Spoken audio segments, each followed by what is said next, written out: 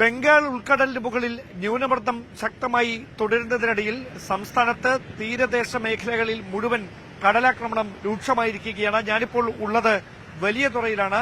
വലിയ തുറയിൽ ഏതാണ്ട് കാലവർഷം തുടങ്ങിയതിന് പിന്നാലെ 50 മീറ്ററോളം ഭാഗമാണ് ആ തീരം കടലെടുത്ത് പോയിരിക്കുന്നത്. ഇപ്പോൾ ഈ തിട്ട എപ്പോൾ വേണമെങ്കിലും ഇടിയാവുന്ന സ്ഥിതിയിലാണ് കാര്യങ്ങൾ. ഇവിടെയൊക്കെ നേരത്തെ മത്സ്യബന്ധന ബോട്ടുകൾ നിറഞ്ഞിരുന്ന സ്ഥലമാണ്. അവിടെയാണ് വലിയ ഭീഷണി ഉയർത്തി മത്സ്യത്തൊഴിലാളികൾക്ക് ആശങ്ക ഉയർത്തിക്കൊണ്ട് ഈ തീരം കടലെടുത്ത് പോയിരിക്കുന്നത്. ഒരുപക്ഷെ ഈ മഴ ശക്തമായി തുടരുകയും ആ കടലാക്രമണം രൂക്ഷമാകുകയും ചെയ്യുന്ന പശ്ചാത്തലമുണ്ടായാൽ നമ്മളിപ്പോൾ നിൽക്കുന്ന ഈ സ്ഥലം അടുത്ത ദിവസം കണ്ടേക്കില്ല. അങ്ങനെയാണ്, അത്രയും ആശങ്കയുണർത്തുന്ന തരത്തിലാണ് കടലാക്രമണം ഈ മേഖലയെ മുഴുവൻ ബാധിച്ചിരിക്കുന്നത്. ചേട്ടാ, ഈ ഭാഗത്തൊക്കെ ബോട്ടുകൾ ഉണ്ടായിരുന്നതാണ് അല്ലെ? മത്സ്യബന്ധന ബോട്ട്. അതെ, ഈ ഭാഗത്ത് മൊത്തം ബോട്ടുകൾ നിറഞ്ഞിരുന്നതാണ്.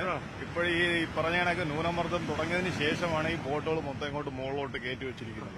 ഇനിയിപ്പോ എന്തായാലും ഒരു 3 മാസമെങ്കിലും ഇതിവിടെ തന്നെ ഇരിക്കാൻ പറ്റും. അപ്പൊ ഇനി നിങ്ങൾക്ക് ഞങ്ങൾക്ക് മത്സ്യബന്ധനത്തിന് പോകണമെന്നുണ്ടെങ്കിൽ ഇവിടെ നമ്മൾ ലോറി വിളിച്ച് ലോറിക്കകത്ത് വണ്ടി കയറ്റി വിഴിഞ്ഞത്ത് കൊണ്ടുപോകണം, അല്ലെങ്കിൽ കൊല്ലത്ത് പോകണം. അവിടെ പോകാൻ പറ്റുള്ളൂ. ഈ 2 ഭാഗത്തുനിന്നേ പോകാൻ പറ്റുള്ളൂ. ഈ വലിയ തുറയിൽ ഇനിയിപ്പോ ഒന്നും പോകാൻ പറ്റത്തില്ല. അതുകൊണ്ട് ഇവിടെ മൊത്തം ജനം ഇപ്പൊ ഭയങ്കര കഷ്ടത്തിലാണ്.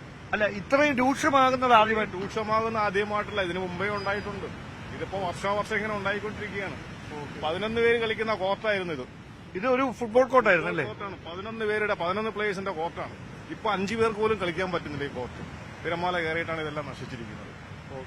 അപ്പൊ ഈ ഇവിടെ പുലിമുട്ടില്ലാത്തതാണോ? എന്തുകൊണ്ടാണ് ഇങ്ങോട്ട് ഇങ്ങനെ ഒരു പുലിമുട്ടില്ലാത്തതിന്റെ അതൊരു കാരണമുണ്ട്. പിന്നെ നമ്മളിവിടെ ഒരു മിനി ഹാർബറിനാണ് ഇവിടെ കിടന്ന് നിരന്തരം ബഹളം വെച്ചുകൊണ്ടിരിക്കുന്നത്. പക്ഷെ അതിൽ സർക്കാരും കൈകൊള്ളുന്നില്ല, വേറെ ആരും ഇതിനകത്തൊന്നും നോക്കുന്നുമില്ല, അന്വേഷിക്കുന്നുമില്ല. അപ്പൊ ഇവിടെ എന്തെങ്കിലും സുരക്ഷ ഒരുക്കാനുള്ള സംവിധാനങ്ങളൊക്കെ ഉണ്ടോ? ഒതുക്കാനൊക്കെ ഉള്ള ഒരു സംവിധാനമില്ല. ഇത് ഇണക്കെ എന്തെങ്കിലും ആ കല്ലുകൾ കൊണ്ട് ഇട്ട് കഴിഞ്ഞാൽ കുറച്ച് ഒരു ചെറിയൊരു ശാശ്വത പരിഹാരം ഉണ്ടാകും, ഇത്രയേ ഉള്ളൂ. അപ്പൊ ഇന്നലെ ഈ കണ്ടെയ്നറിന്റെ ഭാഗങ്ങൾ ഇവിടേക്ക് ഒഴുകി, കണ്ടെയ്നറിന്റെ ഭാഗം ഇവിടെ ഇന്നലെ ഒരെണ്ണം ഒഴുകി കയറി. അപ്പുറത്തെ പാലത്തിന്റെ തെക്കുവശം 2 കയറി. പിന്നെ ചാക്ക് കെട്ട്, മറ്റേ പോളിത്തീൻ, അതിന്റെ ഉൽപ്പാദിപ്പിക്കുന്ന സാധനങ്ങൾ, അത് കുറെ കയറിയിട്ടുണ്ട്.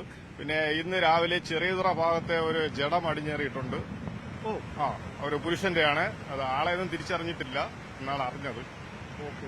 അപ്പോൾ അങ്ങനെയാണ് സാഹചര്യം. വലിയ തരത്തിൽ മത്സ്യത്തൊഴിലാളികളുടെ ജീവിതത്തെ, ദൈനംദിന ജീവിതത്തെ പ്രതികൂലമായി ബാധിക്കുന്ന തരത്തിലേക്ക് കടലാക്രമണം മാറുന്നുവെന്ന് പറയുമ്പോൾ അത് നേരിട്ട് അനുഭവിക്കുന്നവർക്ക് മാത്രമേ അതിന്റെ നോവ് എത്രയാണ്, വേദന എത്രയാണ് എന്ന് മനസ്സിലാകുകയുള്ളൂ. നമുക്കറിയാം, ഈ സ്കൂളുകൾ തുറക്കാൻ പോവുകയാണ് അടുത്ത ആഴ്ചയിൽ.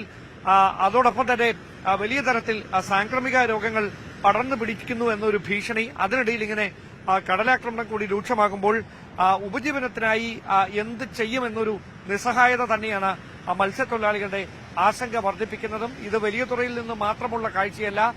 തിരുവനന്തപുരത്തിന്റെ പല തീരദേശ മേഖലകളിലും സമാനമായ രീതിയിൽ കടലാക്രമണം രൂക്ഷമായിക്കൊണ്ടിരിക്കുന്നതാണ് സാഹചര്യം. ക്യാമറമാൻ ബിബിൻ മുരളിക്കൊപ്പം ഡാൻ കുര്യൻ, ന്യൂസ് 18.